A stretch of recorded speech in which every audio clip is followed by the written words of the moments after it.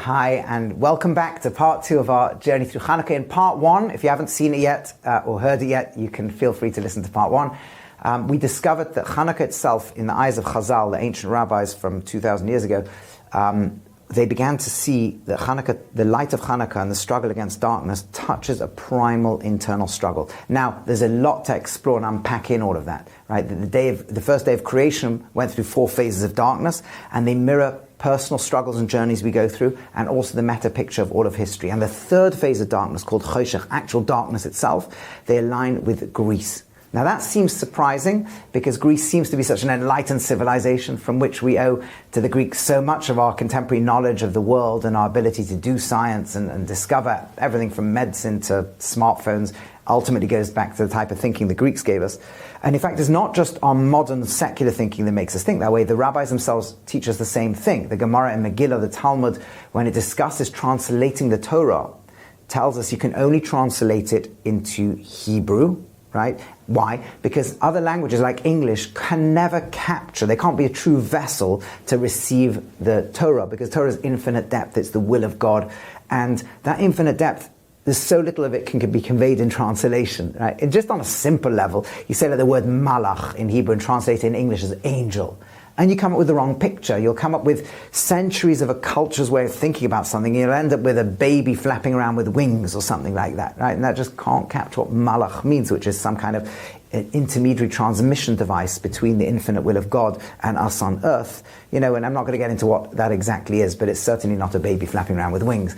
And that's just one tiny little example, but there's no way for languages to capture the depth of what Torah is trying to convey, except, says the Talmud, Greek, ancient Greek, which means the Talmud perceived in the language of the Greeks, meaning in the culture and the civilization of Greeks, because that's what the language expresses, maybe not enough to capture all the depth of Torah, but enough accurate capturing of Torah that you could literally convey enough of its wisdom that it's permitted to write.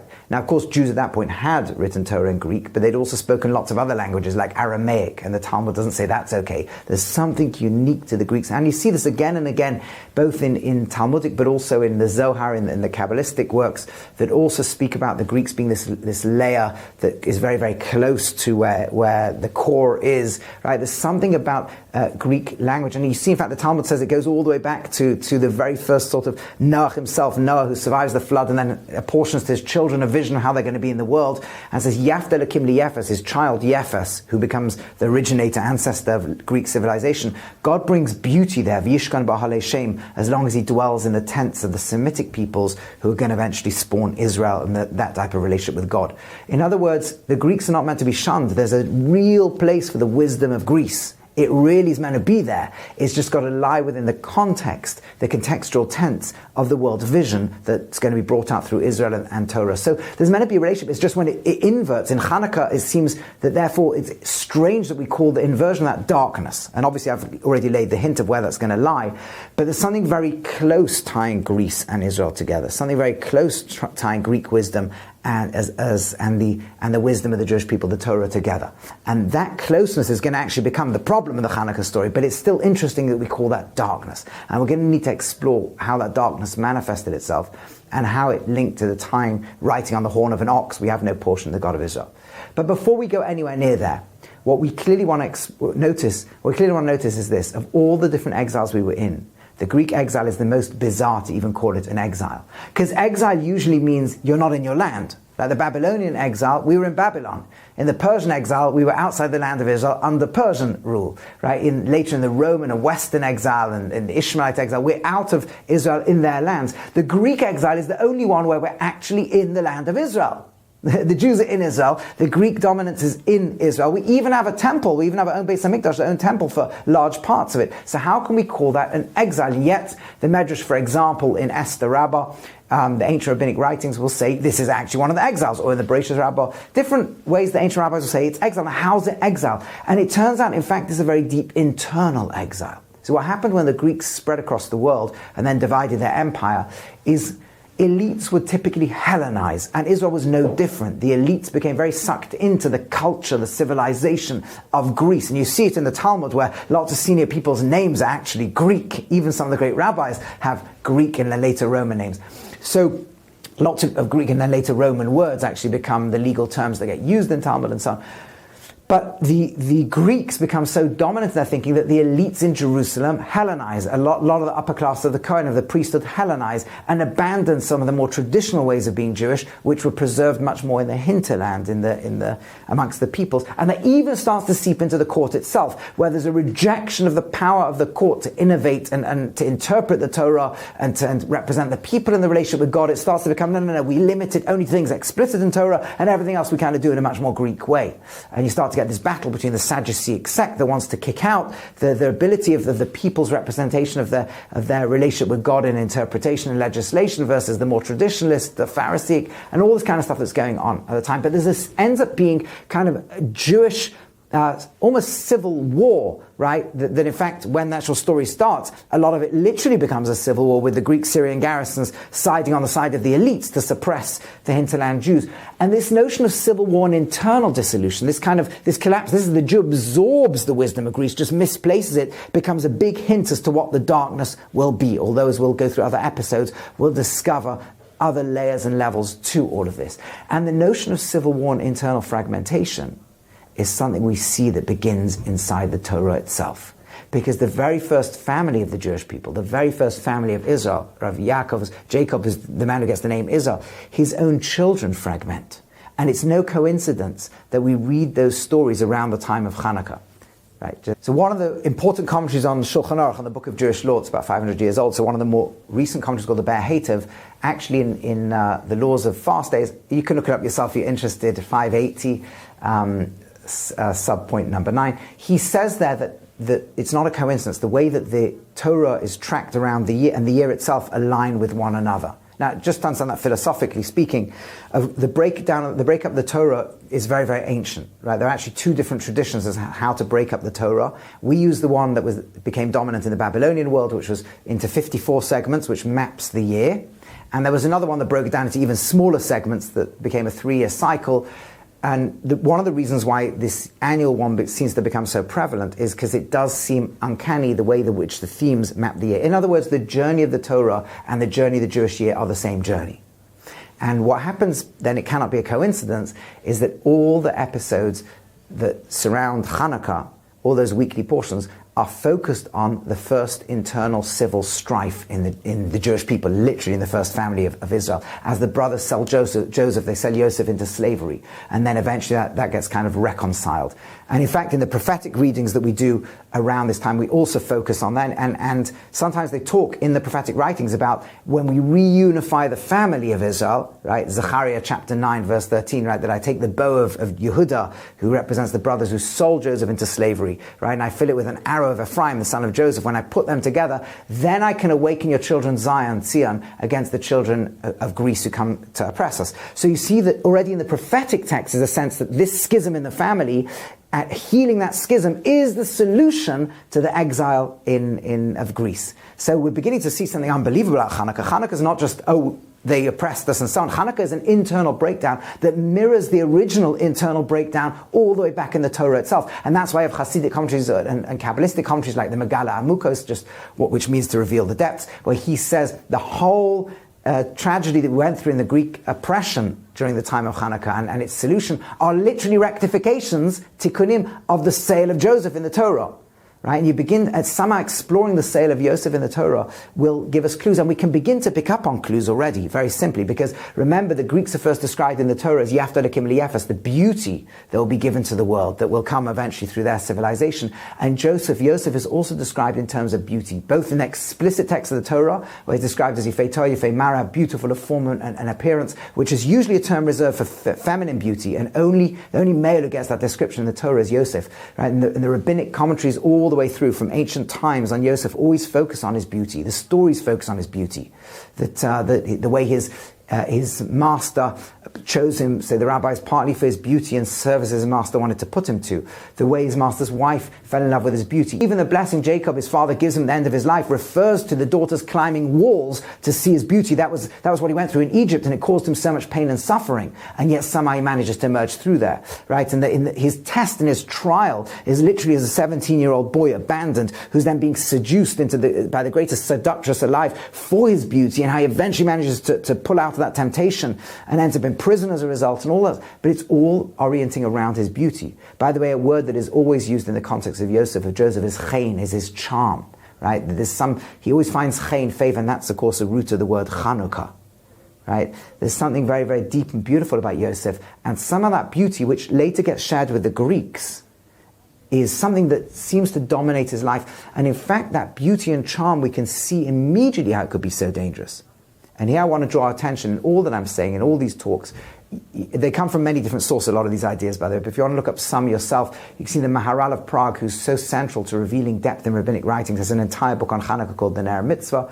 He focuses a little bit less on this, but other dimensions of it. The Bnei Yissaschar, a great Hasidic source, has a lot on Chanukah, and so do many others. I merited many years ago to hear lots of different beautiful talks. A Rabbi Michael, Rabbi Moshe Stav, who revealed so much depth in this. I came across an English book called Patterns in Time, which talks about a lot of this, and just so much does. I don't remember exactly where every single line comes from, but in many of these sources, they point out, and many others, the Sfas, I'm sorry, giving lots of sources for you to do research and homework. I just want to say these are not my own ideas. But many of these sources point out, in fact, in many ancient rabbinic midrashim, this issue of Joseph. You see, the brothers already in the ancient rabbis show us, they were afraid of this.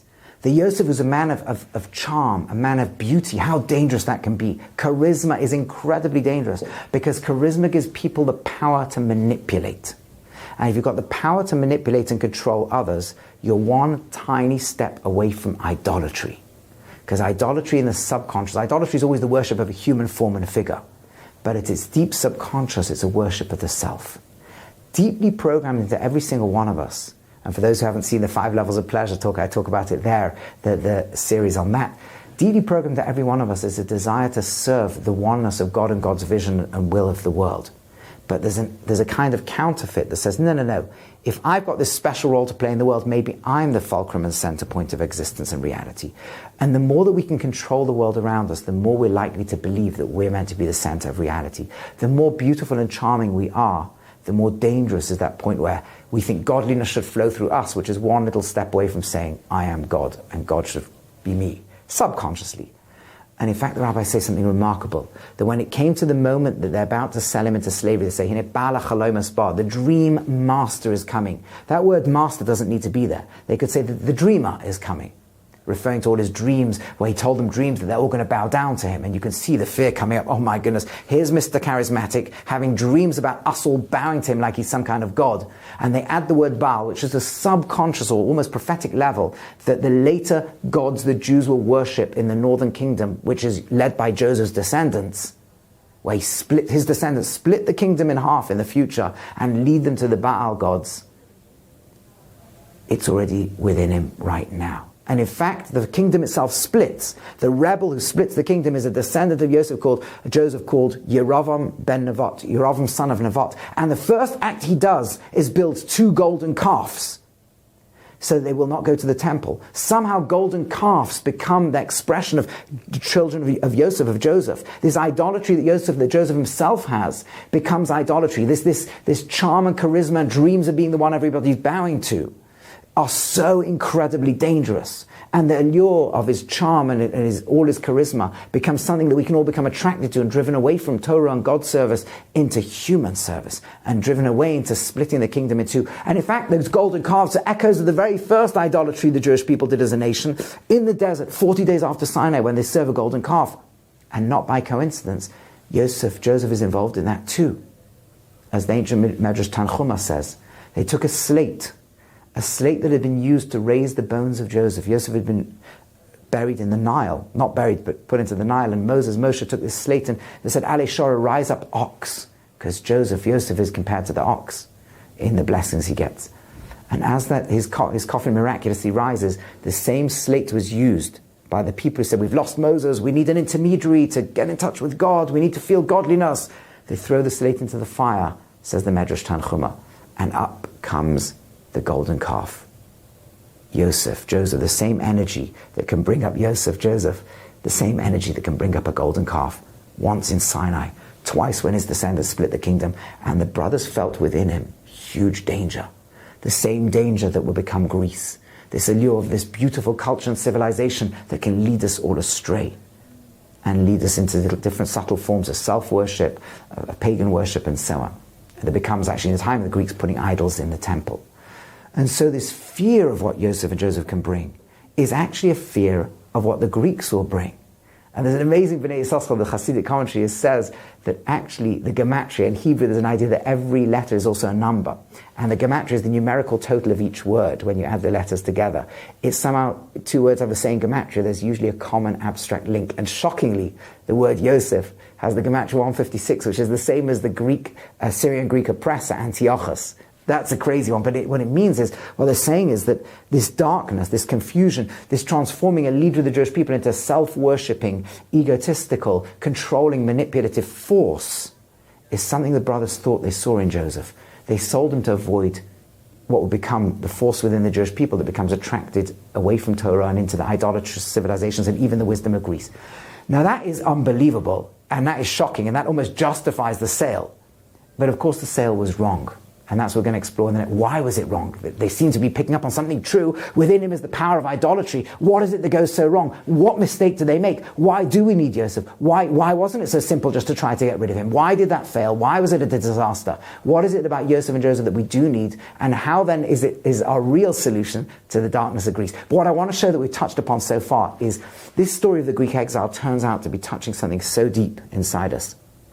It touches on something within us, within a Jewish nation, a schism, a fracture that can break us apart into civil strife and civil war. That we can even call it an exile when we can kind of exile ourselves whilst being in the land of Israel. And somehow the Greek exile is linked to that weakness that exists within us. But the solution is not to get rid of it. And I'll just leave you with this thought. The rabbis told us, we discovered it last week, the darkness of the Greek exile was write for yourselves on the horn of an ox. We have no portion of the God of Israel. Horn of an ox. Now we've heard that ox word used twice already. Many more than twice. Joseph is called the ox. The golden calf is an echo of that ox. The golden calf they served in the desert with a slate of Joseph, and the golden calf that Joseph's descendants will split the northern kingdom with. And it's almost like the Greeks are saying, come on Jews, you have this within you, don't you? You can write this, you can etch it yourself, write it, make it a part of your identity, to be the people who can go after self-worship and hear in the voices of beauty and charm your way of controlling the world. And all of a sudden, you become this force that can turn into darkness, this force that can turn away from the light that Israel's meant to shine in the world. And yet, the answer is not just to get rid of it, but to learn how to take that energy and harness it. How that works, we're going to have to learn in future episodes, but it turns out that getting this right is the core of the Chanukah story, and such a big part of the story of Jewish history and the story of our own lives too.